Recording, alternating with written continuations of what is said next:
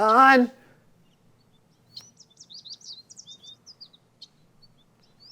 Look both ways before crossing the studio? Okay.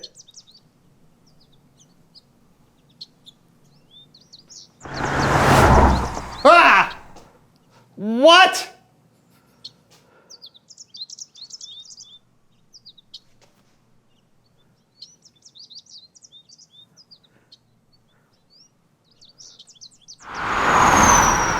I don't understand. Okay.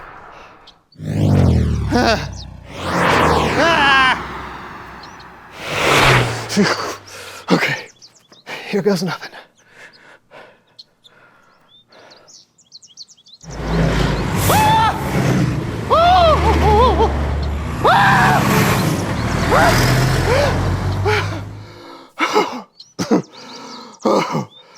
Oh, I did it! I made it across the hole!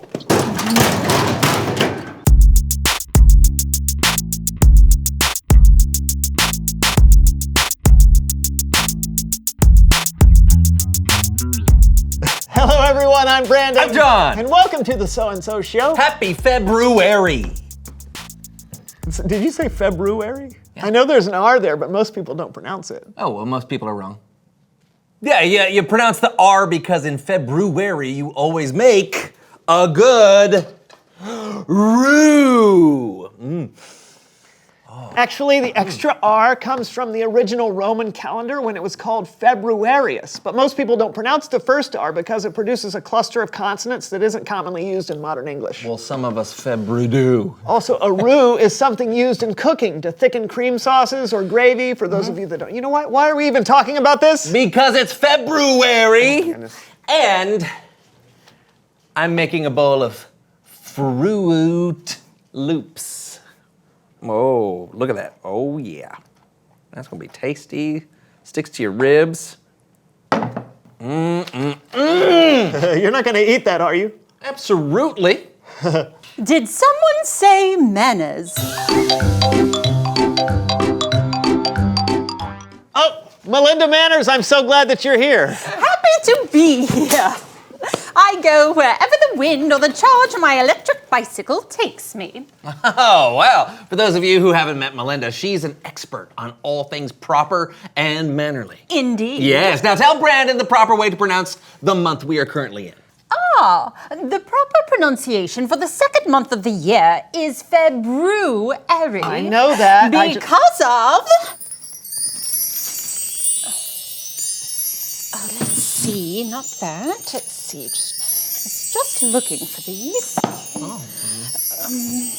How did this get in there? That's hilarious. Okay. Oh. Rue.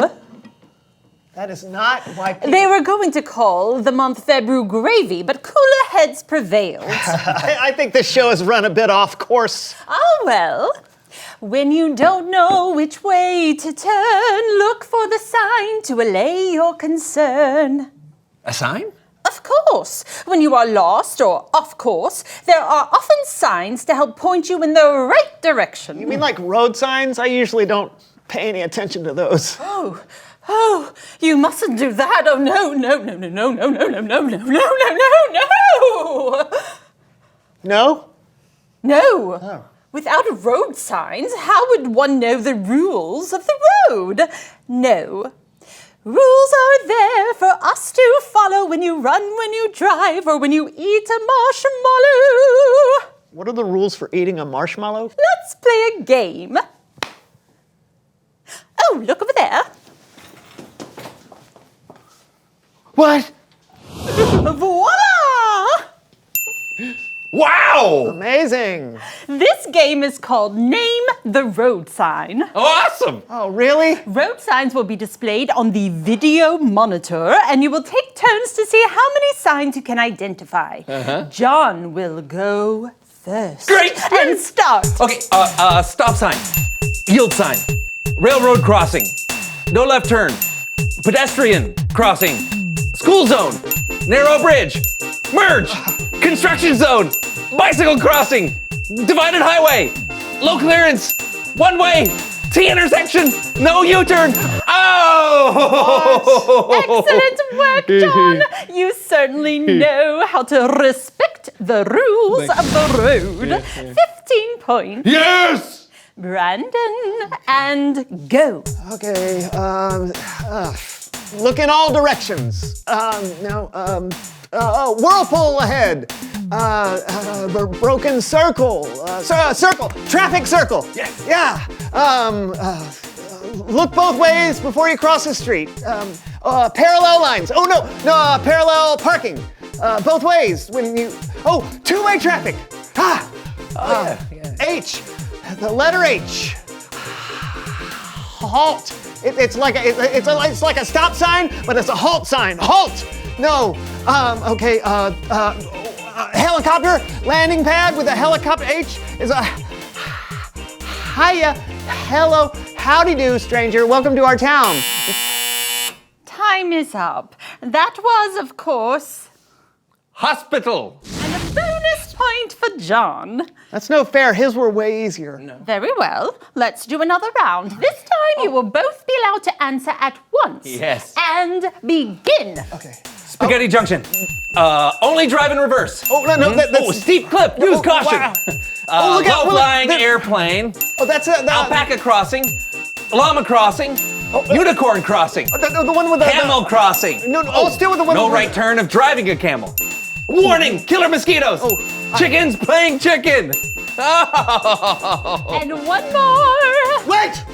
I know this one. It's man in an orange circle. Awesome hair alert. Silhouettes waving. I am not good at this. It is, of course, It's Bible story Bible time. story time with Kellen.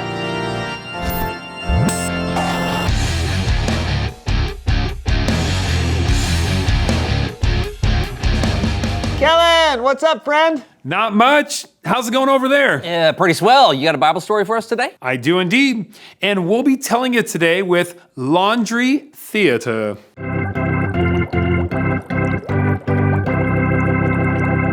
Our story comes from the book of Luke. Luke wrote about Jesus when he started healing people and teaching them. People were starting to follow Jesus and listen to his ideas about God and how we should live in the world. One day, Jesus had been teaching people from a boat that belonged to a fisherman named Simon Peter. Jesus was sitting down in the boat while he taught people on shore. After he had finished speaking, Jesus told Peter to take the boat out into deep water and put his nets down to catch some fish. Peter told Jesus that they had been fishing all night and hadn't caught a thing. But because Jesus had asked him to, he would. Even though Peter probably doubted that they would catch any fish at all, he had great respect for Jesus and his teaching. And because of that, he was willing to do what Jesus asked. After Peter and his fellow fishermen went out to the deep water, they put down their nets. And they caught a massive amount of fish. It was so large, the nets began to break. The catch was so big, Peter had to have another boat come and help take some of the fish. There were so many fish, the boats began to sink. When Peter saw how many fish they had caught, he was amazed. He dropped to his knees. He was scared. He told Jesus to go away. He didn't feel good enough to be around someone so amazing. But Jesus told Peter not to be afraid, and that from now on, instead of fishing for fish, Peter would fish for people. Simon Peter left everything behind to follow Jesus. Two other men, James and John, also saw what had happened that day, and they decided to follow Jesus too. These were ordinary guys, fishermen. They weren't rich or powerful, probably didn't feel like they belonged. But Jesus was going to use them to change the world.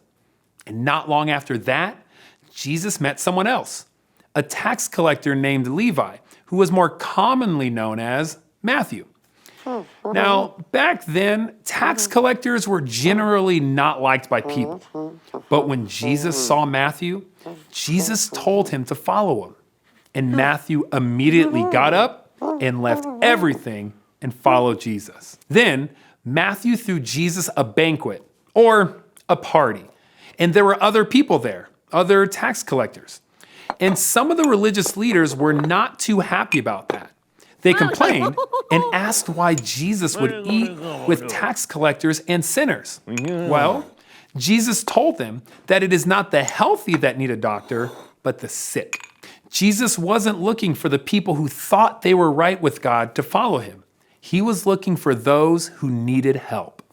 The end. Great story, Kellen. Yeah, it's pretty cool to read and think about Jesus finding his first disciples like Peter and Matthew, who become an incredible part of the story of Jesus and the work that he did. Yeah, and the disciples weren't super extraordinary people either. At first glance, no. Some of them were just ordinary fishermen, people that may have felt left out or at least felt like they weren't important. Or people like Matthew that others really didn't like. Matthew probably felt like an outsider, but Jesus was able to look beyond what everyone else saw. And he was able to use people that may have felt left out to change the world. Thanks a lot, Kellen. No problem. I'll see you guys next time. You know, I'm so glad that Jesus includes imperfect people because I'm way imperfect. No kidding, me too. Jesus always included people who were left out. Absolutely. Oh, in fact, reveal the question. Oh, when have you felt left out? Maybe you didn't get invited to a friend's sleepover, but all of your other friends did. Yeah, or maybe you like different things than some of the people you go to church with. Maybe people like to play games that you're not good at, like name the road sign. Oh, did you not like that game? I barely got any of them right. Well, yeah, I did notice that. Hey, you know what? Next time, you get to pick the game. Thank you, John. No problem. If you ever feel left out, tell someone. Find someone you trust and tell them what you're feeling. And maybe they can help. It's easy to feel left out, but remember, there are people in your life who care for you. And there's a God that created the whole world who cares for you too. Oh, and be on the lookout for others who might feel left out. You can be like Jesus to them by including them and showing them God's love. So true. What? True. Get it? What I'm saying? Why are you saying it like Because that? of the rue earlier. You know, February. Rue.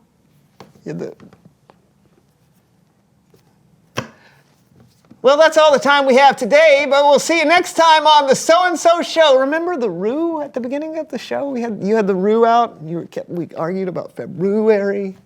Rue. I feel left out. Push my spoon away from me. Yes, and now enjoy. Oh, what do you call an Australian roo made by a kangaroo? What? A roo-roo. Oh, no. Oh, yes. No.